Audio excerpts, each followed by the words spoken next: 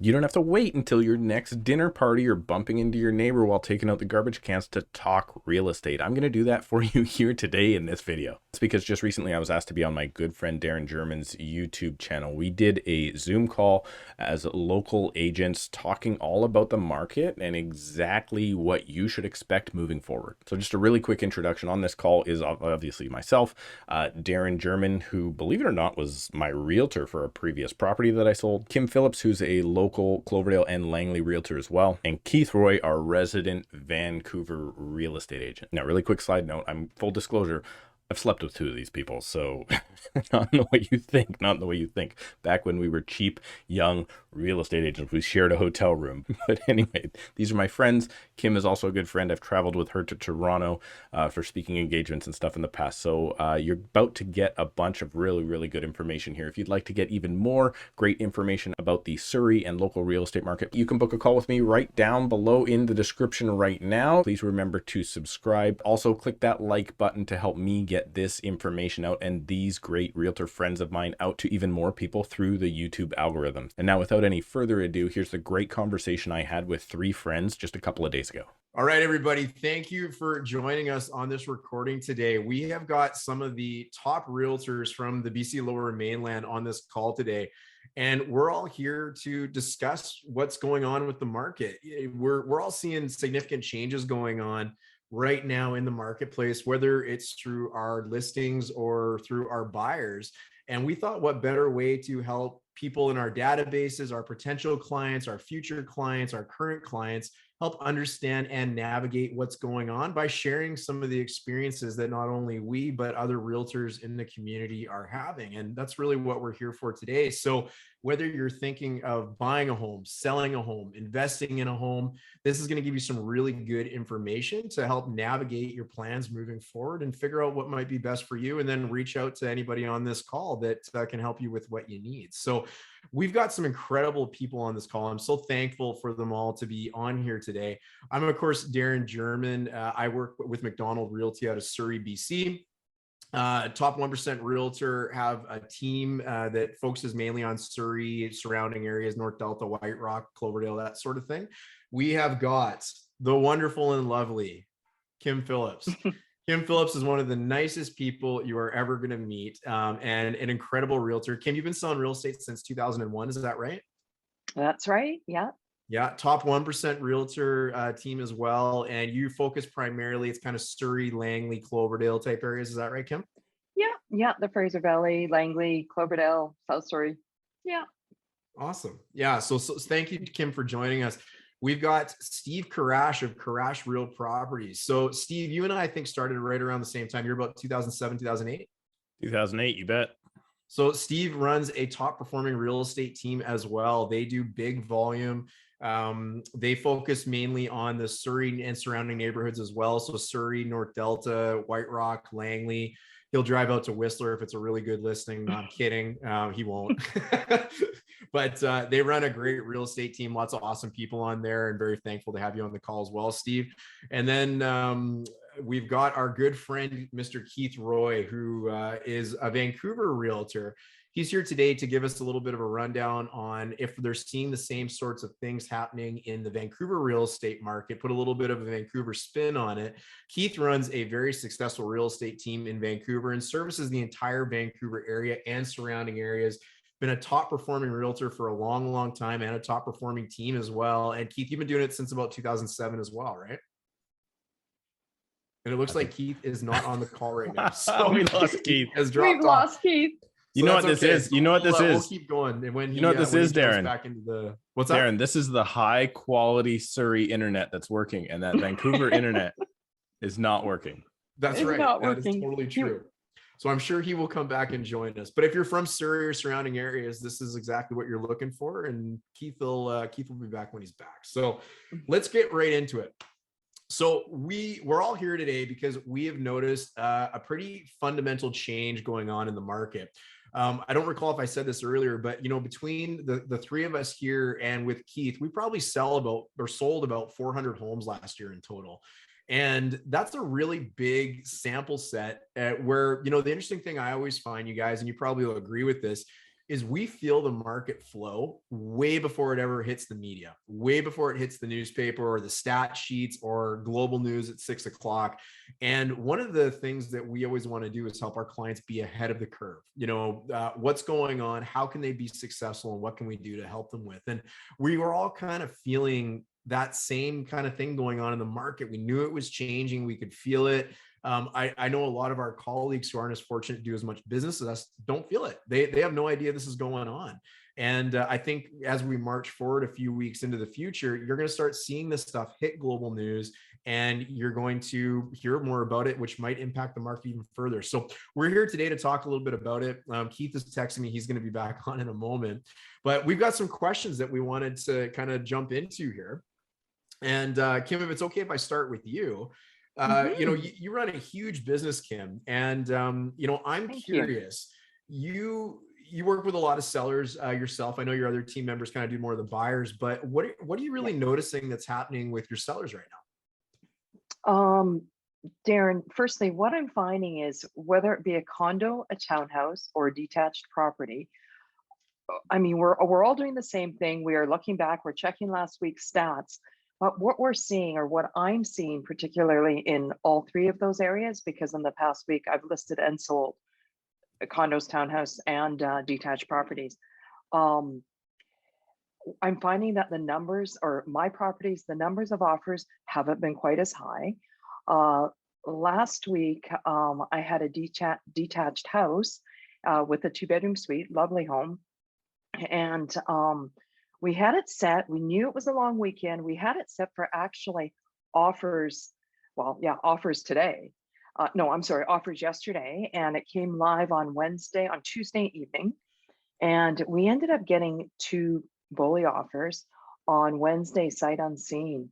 So what we decided to do is we had spoke with each other, with the sellers and with my team. And we decided to let everybody know that had contacted us if they wanted to get in the house on Wednesday, so we could go today. And we opened it up from 2 p.m. to 6 p.m. We had someone come in and do an inspection, and we had about 4 or 5 groups through, so not as many as we would have had if we had it open all weekend, or maybe not, maybe we would have, who knows, right? But we decided to take that offer. And even now, I mean, not for one moment do I think we did the wrong move. I had agents contact us after and say, wow, like that was good in this changing market. So really what I'm seeing is we have to decide. Sorry, I'm not sure if you guys hear my dog. If it's not yours, it'll be one of ours. Yeah, so really, I think it's situational. I think we have to see exactly how the seller feels, how much inventory has come up since you've been listed, even in that 24-hour period, and what you're willing to accept. For us, we did very, very well. We ended up with 2 subject-free offers and well above asking price. And so I'm really happy about that. But also last week, I had a townhouse that came up, and we had offers on Tuesday. We did it. We held an open. We had probably, I think we had 18 groups through. So to be honest, not as many as I had thought. And on actual offer day, which was Monday, I had to call all the people that came through. Not one agent said they were writing. We ended up with 2 offers, and it sold firm that night, but nobody came forward. It was just, so you originally had no offers, and then two people decided to write because they found out there was no offers and then saw some opportunity. Correct. Not one. Nobody asked. And what when I have a strata, I don't put the minutes up. I ask to be contacted, so they contact Trish and we send the minutes, because we feel that if we put the minutes there, we have no control. This way we know how many sets of minutes we've sent out, so we can contact those people, should we need. So really on Monday morning, I still had nobody ask me for minutes. So I contacted everybody. As I said, there were 15, 16 groups through. And after that, I offered to send out minutes, even if they weren't 100% sure. So we did, we just sent them out. I think I sent them out to about 7 agents, and we got 2 offers, and we sold subject free, and with a very good offer that we were happy with. But I think that was for me, the first time actually picking up the phone and phoning every agent. And I think it's more what we have to do. We have to generate that, if we want to do the best for our sellers. Yeah, definitely. And are you noticing that as a consistent kind of theme, Kim? Like you're seeing less people show up and you're kind of unsure, whether you might even get an offer or not sometimes. I am. Yeah, I mean, right now we're listing a townhouse, and we had a condo go up just an hour ago, and I actually called the agents. This condo is in Langley, and the townhouse is in Cloverdale. And rather than just touch base them, I'm calling them to ask if it's still available, how many offers, how many people do they think went through, and how many offers did they get if it was yesterday or the day before? Yeah. Because it's definitely, it's different. I think it's good. I think it's good. We all work with buyers. So on Sunday night, we wrote an offer. We weren't competing. We've got subjects till Friday. We have an inspection tomorrow morning. So Wow. So to have personally, subjects back on an offer, that's yeah, incredible. yeah, I think it's safer overall for the people that are just selling and moving out of town or whatnot. That's different. I mean, I do personally think a month ago was hotter than it is today. I don't like to use that word because I think for the economy, I think it's better. I think we've all been affected with politically with what's been happening out there, as well as we've just had a long weekend. So there were people away, right? Yeah. So Um, Kim, what are your buyers saying about the market? Are they feeling this as well? we are feeling it. The offer that I was going to write this evening, it would have been their 6th offer we're writing. Now we have buyers everywhere from 500 to 3 million, and even our 3 million buyers, we have written at least 3 subject free offers. So I think now with inventory as of today in the Fraser Valley, 3,305 across the board, active listings that show active. They may not still be active. Many of them have sold this past week, but we're seeing that still showing. I think for buyers, I'm saying to my buyers, I think this is a good thing. We are seeing more inventory, and we need to see it more balanced, even overall in all price points. It's slow, but we're seeing more inventory. Yeah, and that's certainly going to help with the shifting market. And some of the statistics that you're referring to, Kim, the Fraser Valley Real Estate Board published for the end of January going into February, and sales were actually down from the month before by about 27%, and listings were up about 67%. So you've just made the gap bigger between what's really available. And I'm certainly noticing that buyers don't have to bend over backwards now to buy a home because they've got options. If someone's presenting offers on a Tuesday night, there might be 4 other places that are doing that, and the buyers are being thin out a little bit. So I know in my business, I'm seeing less people come through the listings. I'm seeing less offers come on the listings. They're still selling for great prices, but I'm always curious that one buyer that won, what if they made a decision not to show up that night and go right on a different property? So I'm kind of curious about that transition. And for Steve and Chris, what do you guys have anything to add to the kind of like what you're seeing with your listings and whatnot? We're definitely seeing similar. Some listings are still a zoo, and some listings are less. We got out of the last 2 weekends, we've been bully offered, same as Kim, twice. We took it both times, actually. One of them was a phenomenal offer that was like, hey, this is the craziest thing I've ever seen, like, let's take it now. The other one was, we got an offer. It's a good offer. It's not crazy. It's not as high as we thought it would sell. However, we've got 4 showings. We don't have 34 showings. So the buyer doesn't know that, right? So it's our duty to say, okay, what is our best result? Because in the event that we go to offer date and we get no more showings, no more offers, we're actually going to probably sell for less than we would have if we took the bully offer. That's interesting. And Keith, what about you? I think I called you Chris, which is Steve's old partner. So Keith, Keith dropped out early in the Zoom, and he's back now. So Keith, what about you? I assume that you're just talking to Steve as if he were Steve and Chris, and I was a separate person unto myself. About 2 weeks ago, I was describing the current market as the buyers were a bunch of zombies, and you would like keep chopping their arms off and their legs, and they just keep coming out. Like every week, there was just like 12 more people on every listing, and they were just unrelenting. You're all correct. I mean, timestamp when we're recording this, right? It's the 23rd of February. This is not evergreen content. This is today's information. It's slower this week than it was last week. Some of the buyers have just disappeared. They've just been like, forget it, we're done. We're taking a breather. Some of the buyers have realized that what they want is no longer available in their price range, and they're just not willing to sacrifice from a 2-bedroom to a 1-bedroom. It just doesn't make sense for them anymore. And then some of them have bought, and so they're gone. And other people are just kind of, they're still out there and they're playing the game, but they're like, there's 3 choices this week, not 1. And if there's 3 this week, that might mean there's 3 next week, and I'll wait for the 3 next week because none of these 3 are perfect for me.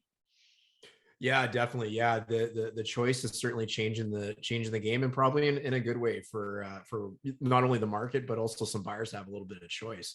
Steve, I wanted to jump to you a little bit. What are your thoughts? Like, you primarily deal with the listings on your team.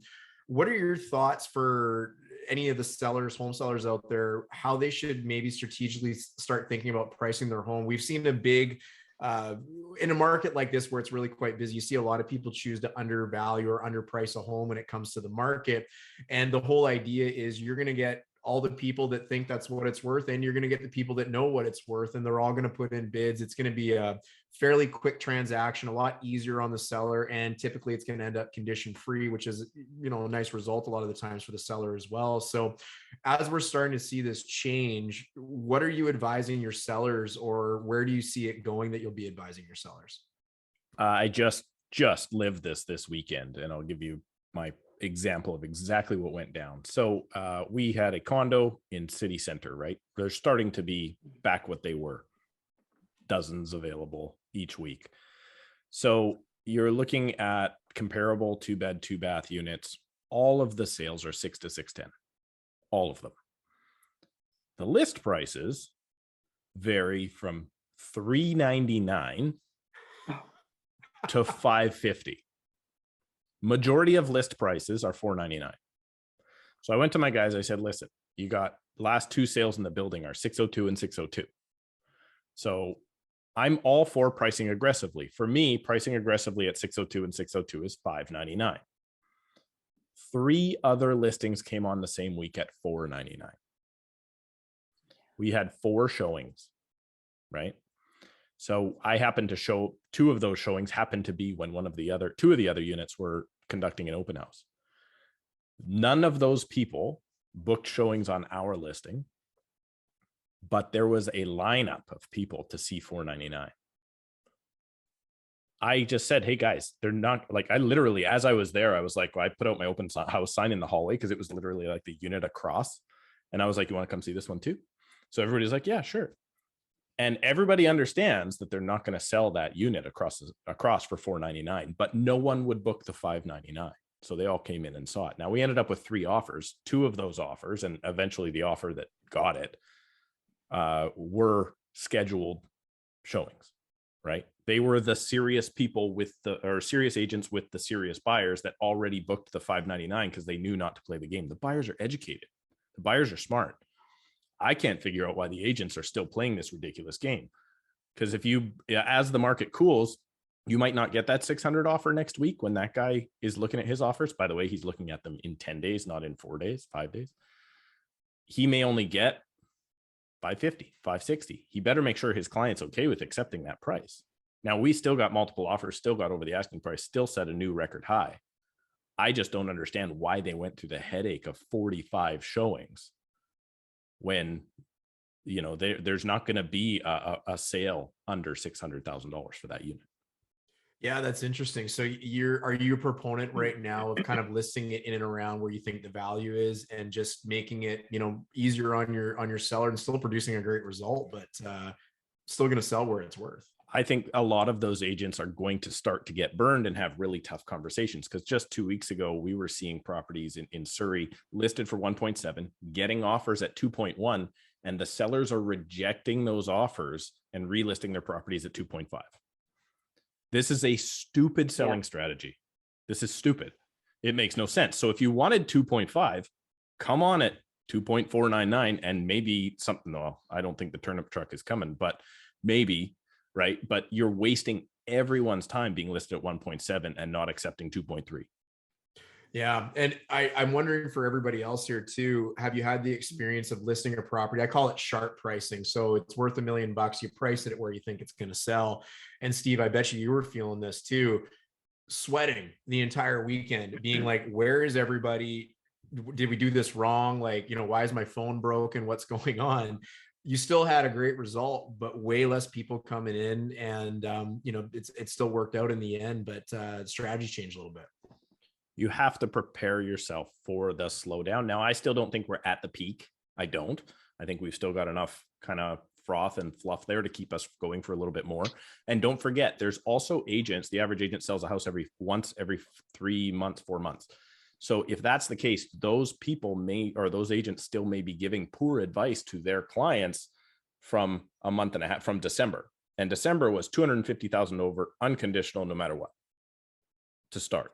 Well, that's not the advice in today. So there are still those sales that are going to happen because those agents aren't giving today's advice. They're giving 2 months ago's advice. Yeah, it's a great point. And that's why it's so cool to have all you guys on this call, because, you all do a lot of volume. So, Steve, what about your buyers? What are they saying about these market conditions? Are they noticing it? Are they feeling it? Are they starting to feel a little reluctance? I'm noticing it. Because I'm getting less contacts with buyers, right? Like I was up last month, 2 months ago, it was 3 or 4 new buyer meetings every week. Right now, it's like I haven't had one in 7 days. So that's the first sign, that the clients are still like, hey, I want to get the house. What do I got to do? And how do we get there? But they are, Chanani on my team, for instance, has sold 6 properties this calendar year. 5 of them had conditions. Wow. Right. So that is amazing that she can get to that spot. So I do see it coming off. I do see our buyers starting to go, maybe it's that one, maybe it's that one. Or for instance, they're jumping on the one that didn't get offers last night. So now they go and offer full price tonight, and maybe they can tie it up. But just the amount of buyers that are reaching out to me is what we're seeing the slowdown in. Interesting. Keith or Kim, do you have anything to kind of add to that? I agree with kind of where everybody's at, less people, a little bit of a slowdown. We saw this in Vancouver. So obviously the prices in Vancouver are exponentially higher than many of the other areas of the Lower Mainland. We saw this in Vancouver a couple of weeks ago. We had a listing at 3.5 million. We got 3 offers. All 3 offers came in under asking. All 3 offers came in with conditions. A higher, through countering back and forth with the first person, they ultimately accepted the offer. Conditions were removed. Deals proceeding. Once I saw that happen, and we were launching some $2 million product the following week, what I decided to do was pre-handle any of the objections and the conditions that were coming in the contract. And we took our $2.2 million product and we had it pre-inspected before we listed it. And I think we probably saved ourselves 12 hours of sitting around while inspectors pre-inspected the home, and everybody was comfortable relying on the existing inspection report. And we would anticipate when that receives offers later this week, we would anticipate that we're going to see condition-free offers as a result of that. But once I saw conditions starting entering the market, I removed the friction for the buyer to need those conditions and solve the problem. I wouldn't have had to pay for an inspection 3 months ago because it would have been pointless. 12 people show up, they can all spend their own $500 to get their own inspection done. Not my problem. But now I noticed there's that trepidation and people are, well, I'm not going to pay for a pre-inspection because I've already paid for 2, right? I'm $1,200 deep on inspections and I'm still homeless. So we're trying to overcome some of those objections. And it goes back to Kim's point of you're having to call people and you're having to pull the offer out of them and make it make sense for them. Yeah, kind of little more selling real estate these days, less being doormen and doorwomen guarding people's possessions because there's a lineup outside. Handing out sanitizer. Yes, yeah, sanitizer. Yeah, face exactly. masks. But I find, Steve, interesting how you said you do it. When I talk to the seller, I ask them, what is it you're willing to take? And then we price accordingly. And the reason why I don't, and I'm not saying what you're doing is wrong, because you came out with a great price, but I think that sweet spot in between, because the concern is, what if you don't get as much? Because I've done both scenarios. And if you don't get that action and you ended up being lucky, but you also could have gone the other way. And I mean, we've all had different scenarios. And so what we've decided we're doing now is every listing that we go to, I only go to the listing unless it's one of the girls' clients, then I go with them. But all three of us do a separate CMA. And this way we look at it because we all know what we each other's seen, not seen, so forth. And we come up with a price and we kind of go in between. And then I talk to the seller and say, this is where we're at. This is what I think. If we do it this way, if we price a bit lower, we tend to get more people. Because if all of the buyers and the buyers agents that don't know today's market, like the three of you do, then they are still thinking the other way. They're still thinking as you said, Steve, the $4.99. They had a slew of people because maybe those agents don't work as much as you do or know as much, right? So I think personally, it's that happy medium, because I would be very nervous with 4 people through and 25 next door. But it is, at the same time, I've got an amazing listing. It's in Walnut Grove. It was listed 2.5 weeks ago. The day we listed, it's an adult complex. The day I listed, and I knew the comparables, I'd seen all the other ones with a separate client. 3 other listings came up in this complex. None of us knew. And you know what? I've got over $100,000 of upgrades. It's beautiful, and I'm still listed. So, and they're sold, and they don't have updates because they came in last. So this situation is different. I haven't gone through this. This is the first time in a long time this is happening. I've actually gotten it staged today. Should have done that at the beginning, but it was just tradespeople. It was just finishing the renos, and we chose not to. And now we've decided to Kim, do this. I think a lot of that's also going to be a result of the fact that on February 1, the Fraser Valley board was at 2,030 listings. And today it's at over 3,200 listings. So you've seen more than a 50% increase in activity or competition. Right? So that's what's going to continue to happen, or at least in the Fraser Valley. I'm not sure about Vancouver. Let me make some, let me put a different number on this. On January 15th, I had 2 listings. Today I have 13 listings. Mm-hmm. I'm one of 10,000 agents who actually list homes. The listings are coming, and ours are all in varying degrees of launch, right? Some are receiving offers this week. Some have been on the market for a couple of weeks. Some are getting staged and photographed and everything right now. But the inventory is coming. People are moving again. The action's out there, and that will temper the activity. I'm no longer recommending the launch on Tuesday, showings on the weekend, offers the following Tuesday formula. That ended this week for me. I'm now at the price it accurately, get it on the market, take an offer if it comes your way formula. Because I want to catch that agent that we've been talking about. We've really been talking about the agent who doesn't know the market because they haven't had a listing since November, which is a very realistic scenario for those of you who are watching. There's a lot of agents who haven't listed a home in months, let alone sold one. And I want that agent to come in with their buyer and say, you have to buy this now. Because they don't realize I've only got maybe one other group coming to look at the house. I want them to think I'm going to have a lineup, and I want them to buy it before the lineup doesn't show up. That's my new advice this week. It's changed.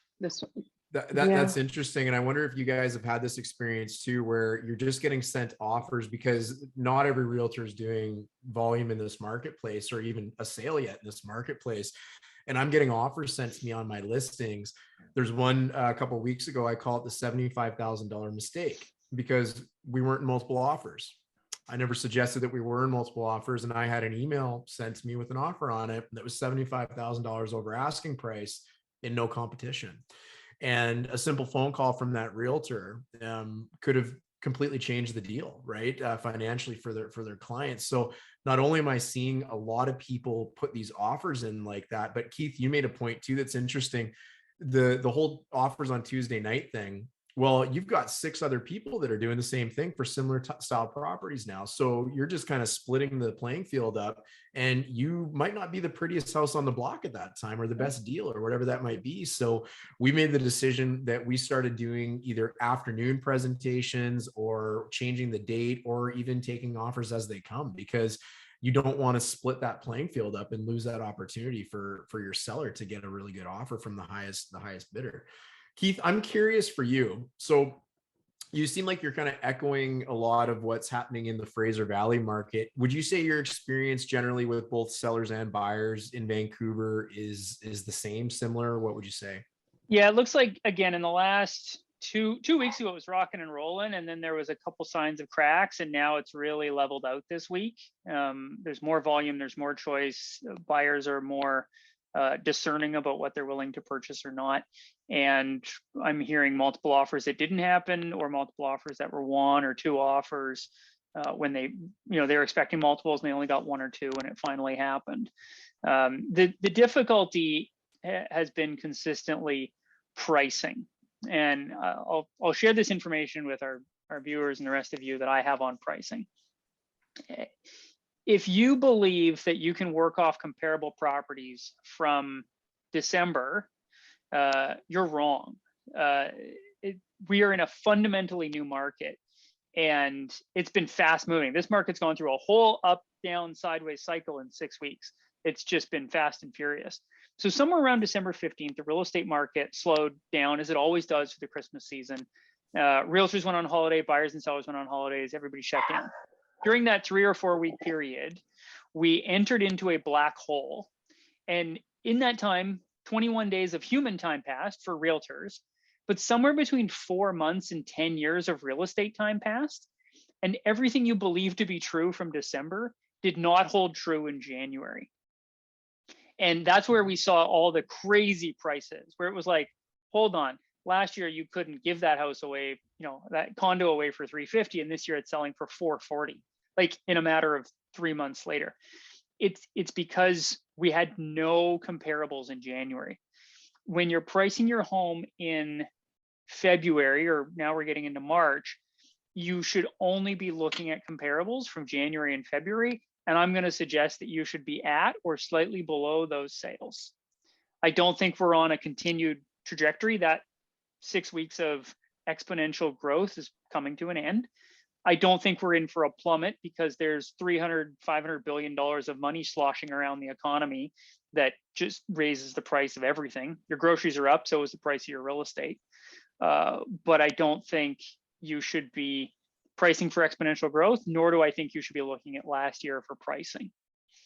And Vancouver's the leader on this. The Fraser Valley tends to follow, because if someone can't afford the west side of Vancouver, they move to the east side. If they can't afford that, they go to Burnaby. If they can't afford that, and they just keep. And if you're in Chilliwack and you can't afford that, you go to Vernon or Lethbridge or Calgary. Like you take off and you go east. Everybody just goes east. Well, the money just flows east because it keeps getting cheaper. So when you see that slowdown, and I saw a $3.5 million slowdown last week when we got 3 offers, but they were all under asking with conditions, that's going to peter out pretty quickly to the rest of the Fraser Valley. Yeah. And Keith, what advice would you give to somebody who's wanting to buy a home right now, but they've got that, we've all heard this a million times. They want to see what happens. They want to sit on their hands, just play it out. Let's see what happens. What kind of advice would you give them right now? Yeah, it's somewhat dependent on their price point and their product type. If you're an interest rate buyer and you're buying a $500,000 Vancouver condo, which is, let's say 600, because that's the new baseline. you're buying a $600,000 condo and you're really interest rate sensitive, I'm going to tell you to buy now, regardless of the price, because your rate is like almost, look, we've been saying rates are going up since 2008, but I think they're actually going to tweak up this time. It'll have some impact on affordability. So if you're that buyer, I'm going to tell you now. If you're the house buyer, I'm going to say, look, every week you're going to see a couple more houses.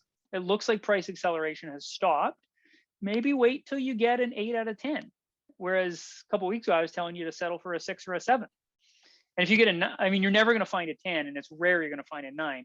But, you know, let's go looking for an 8. And if we got to wait a couple more weeks, I think you're going to be okay to do that. So a little patience on the higher end, and a little, you know, speed still matters on the lower end to lock in that that price sensitivity. If you have rate sensitivity, that still matters for you. Okay, thank you. And Steve, I just want to share one other thing, because I share this with clients all the time. If you look at the Lower Mainland graph, it's never been more than 5 years from peak to peak in pricing in the Lower Mainland, exclusive of the 81 crash. It's always been, you know, 3 to 5 years peak to peak. So if you were to buy a home today, and we assume this weekend is the highest prices homes have ever been, historical evidence shows us that your home will be worth the same or more in 5 years, which is the term of your mortgage. So it's not you're no worse off by having bought today than you are, you know, waiting for rates to go up and prices to go down. that's interesting you say that. The last peak market, I think we would all agree, was when the stress test came in 2018. And that's where we started wondering where the hell everybody went. Well, listen to the dates, Darin, like 2008 crash, 2012 slowdown, 2016 foreign buyer tax, 2018 the stress test, and 2022. And those are when the dips all happened. But it's never been more than 5 years. Yeah, it's interesting. Steve, what advice are you giving to somebody who wants to sell their home right now? I mean, all home sellers obviously want the most amount of money for their home. I think that's pretty universal. But what someone's considering listing their home right now, you know, do they wait? What do they do? Should they be worried? Like, what kind of advice are you giving them? I think they should be worried? No, not at all, because no matter where you were, your house was probably worth, in our market anyway, 50% less a year ago. So if you're worried, you know, your house was worth 1.2, now it's worth 2.1. Personally, this is the way I look at it anyway. I don't care if it's worth 2 million next month as opposed to 2.1, right? Like, to me, that's irrelevant. I know a lot of homeowners don't feel that way, but that's the way I look at it. Like, the growth is crazy. What Keith was saying, and I know having drinks with Darin personally in the past, I am comparing it now to like pouring a beer, right? If you pour that beer too fast, that all froths up on top, and then you got to let that thing sit and wait a while, and then it's going to come back to how much beer is actually in the glass, because it looked like it was a lot fuller just a few minutes ago than it is right now. And that is the part that when you're looking to list your home, I'm going to go buy and secure a property first thing, as far as my advice goes, is gone. That's got to be done, because there's a lot of people that are about to make a terrible decision. If, for instance, if we are at the peak this week, as Keith says, if they buy at the peak, and yeah, he's not my prediction. He's saying, if we buy at the peak right now, and we possibly pay that 2.1 instead of 2, and then you're on the market in 3 weeks thinking that I'm only going to go up and up and up, and then instead of selling your townhouse for, you know, $1 million, you sell it for $950, or you thought you were going to sell for 1.1 and you sell for $950, you've just made a $250,000 mistake in the wrong direction. So we're going back to long completion dates, sell first, know how much we have as inventory comes on. And that was not the case, as Keith was saying, in January, right? It was a different story. Yeah, thanks for sharing that. So guys, I want to start wrapping this up a little bit here. Kim, do you have anything that you want to add to the conversation? So anybody watching, whether they're buyer, seller, investor, anything like that, any advice or anything you want to share with them, or you think we've kind of covered it all? Yeah, I think we've actually covered it all. I do think no matter where you are, the location means a lot. I mean, Keith, you work in the West Side. We work in the Fraser Valley, but it still depends on the neighborhood, what you have, what floor you're on. If you're in a strata, the size of lot, age updates. So there's a lot of variables, and we can't put everything sort of all in one bucket. The market will call what the market calls, and an appraiser, when somebody has a mortgage, an appraiser is going in and checking that as well. So I have had in the past 6 months, believe it or not, I did have it where a property didn't appraise, and I hadn't seen this for a long time. And so I think some of us may start seeing that again. And I just think we just all have to be careful and cognizant as to every week. I mean, myself, I don't look 1 month. I do the comparables 30 days, but then I call the agents from last week because I want to know how many days also they're on when you're picking a price. So it's just all, I mean, there's so many variables, but I think that I think if I were a buyer or seller, I would want to do them both. Like you said, Steve, in the same market, I'd want to do it now, list your property now, know what you're going to get because you're going to buy and there's going to be more product coming up. So, you know, I'd say now, not sell and then wait 2 or 3 months because sometimes that situation happens and it's a lot tougher, right? We don't know. We don't have a crystal ball. So I think one of the themes I got from everybody speaking too is just the value in working with a real estate professional that I don't want to say knows what they're doing because I think all realtors know what they're doing, but there is a lot of value in having a real estate professional that does transactions regularly, that feels the flow of the market, gets to experience what putting a listing up for sale is like on a regular basis, seeing buyer feedback, buyer expectations, what those offers look like. Because I know for my business, it helps me be not only better with the listings and the people I'm helping sell their properties, but also giving good advice to my buyers. So they're getting into good, positive situations and, you know, healthy environments when they're owning their properties. So gentlemen, Steve and Keith, do you guys have anything that you want to add? Go for it, Keith. You had my final thoughts, Darin. The importance of working with a realtor whose phone actually rings from consumers and listings and other realtors and buyers in a transitionary market is one of the most important skill sets you should be looking for when hiring a professional. There's a lot of really diligent individual agents out there who, you know, sell 4 to 6 homes a year. But when you're in a transitionary market like this and you don't know what's happening on any given week, you don't want to be the guy who overpaid. Like the one who bought Darin's listing for $75,000 more than he had to because he just assumed he was in multiple offers. Like don't put yourself in that position. Hire someone who is doing enough transactions that they know what's going on any given day. It's important, and it's really important in this market. Certainly interviewing your agent is important and asking all the right questions. I think if you jump on any of our websites, we've got the questions you want to ask when you're hiring a real estate professional. So Steve, final word from you, and then we're going to ask everybody to let all the viewers know where they can find you and look you up.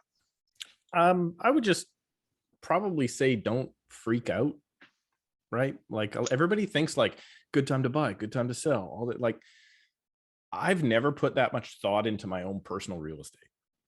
It's boring, right? Time in the market beats timing the market. Just buy something you can be in. Now, I always say to tell people this all the time, and this is why I don't like flippers or investing. Don't do it like Keith said for a year, 2 years. If that's your plan, that's a bad plan in the first place. So just don't go there. You might look smart and you might look really stupid, but don't freak out. Like ideally you're looking for a home that you're going to live in or an investment that you're going to hold for 10 years, right? Your investment will be sound as long as you you're not trying to make a quick buck or something like that. So I would just say, you know what, find the right place. I'm glad that there's now opportunity that is the right place, as opposed to we got to buy this stinker and make it the right place like we had to do for the last 3 months, right?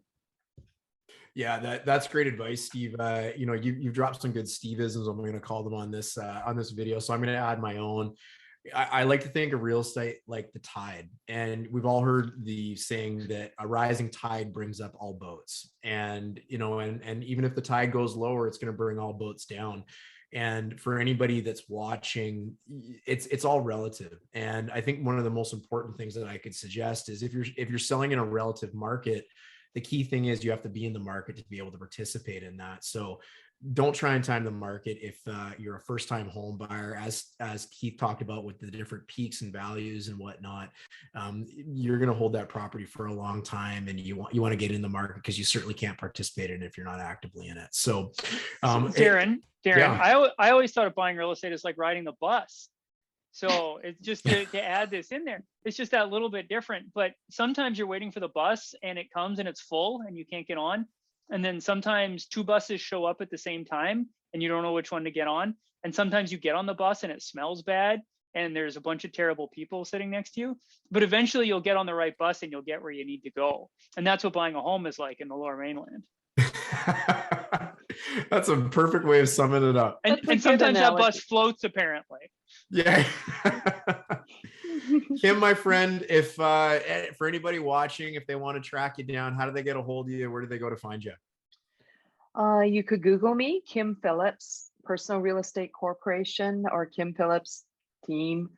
I'm on there. I've got a website. I work at Remax Treeland Realty in Langley. And yeah, my number is 604-537-4281. And I'd love to hear from anyone or work with any of the three of you. Thanks, Kim. Steve, what about you? Where can people find you? Kim's such a suck up. If you want any information from me, if you think anything I said, including my terrible beer analogy, was any good, not as good as Keith's. I like Keith's better now. We drink on that bus too. Probably on YouTube. I'm on there all the time. Karrasch Real Properties on YouTube and krproperties.ca. But let's face it, I don't even think anybody uses websites anymore. Those are almost too old now. So yeah, Karrasch Real Properties on YouTube is probably the best spot. That's so funny. Yeah. Keith, what about you? If somebody's ran through every realtor on their Rolodex and they nobody answered the phone, how do they get a hold of you? Option one, call Darin and ask him to send you my number. Option two is you Google Keith Roy, and if you can't find me, I do not deserve your business. Yeah, Keith hosted a really great podcast for many years. You're not still doing it, are you, Keith? No, it was a miserable story about buying real estate in Vancouver. It's just such a horrible city in which to transact real estate. Well, I want to thank all you guys so much for being on here. I really appreciate your friendship and you know, you're incredible realtors, and just so happy to be a part of it. I'm Darin Germyn. I'm with the Germyn Group. We're based out of Surrey with Macdonald Realty. You look up Germyn with a Y, germyn.ca, and you can learn all about me. And very similar to Keith, you Google me, you'll find more than you need to. So anyways, you guys, I want to thank everybody for watching. Thank you guys so much for participating in this. Really appreciate you. And we wish everybody watching the very best with their real estate endeavors.